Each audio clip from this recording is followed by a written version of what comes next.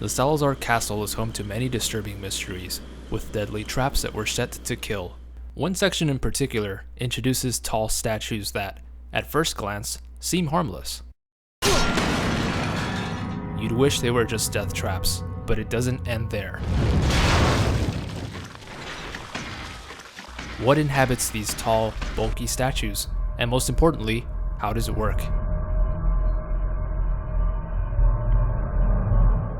These creatures are formerly known as Armadura, the Spanish word for armor. The game's description claims that they were statues possessed by the Plaga. That word, possessed, is very important, and I'll explain later. The Plaga inhabits the knight's entire structure, from the helmet, filling in their arms and legs, which somehow makes them walk and swing swords, albeit in a sluggish manner. Personally, I find it interesting that the Plaga mimics human behavior and has somehow adapted our physical movements, but here's the thing, it doesn't make any sense.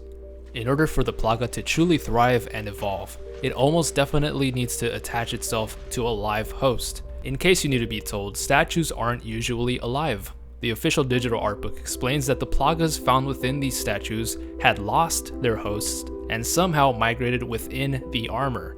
The mystery is why. And again, how are Plagas able to survive in a non-live host?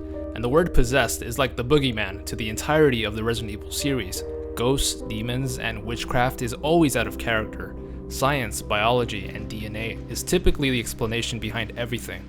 And here's when things take a turn for the worst. In trying to find an explanation for how a Plaga thrives on its own, particularly in a dead suit of armor, I stumbled upon old royal traditions, specifically burials. In some cases, fallen warriors were stuffed into their old suits, which is symbolic, I guess, but downright creepy. Did the Salazar family follow these traditions? Judging from the family's past, their exploits, the creepy portraits, and the entirety of Ramon Salazar, I wouldn't be too shocked if underneath those plates of armor are dead Salazar ancestors. Look closely at the suits of armor and you'll see old battle wounds in the statue's torso and chest. Even more disturbing are the bloodstains that look like they're pouring out of the statue's eyes. Now, I think it'd be pretty cool that we're essentially fighting undead Salazar royalty, in a way which would be somewhat of a callback to zombies in Resident Evil 4, which were somewhat missed. Outside of what the hell's inside these statues, the second issue lies with how the Plaga studies human behavior, and its actual ability to learn. This ancient parasite literally learned how to swing a sword and walk on its own. It makes me wonder how the Plagas quietly watched our every movement in the castle, and we thought we were alone. If you're a fan of Resident Evil mysteries and lore, be sure to subscribe to this channel. If you're a fan of conspiracies and mysteries of other horror games, I'm launching a new channel dedicated to solving them, so check it out and subscribe.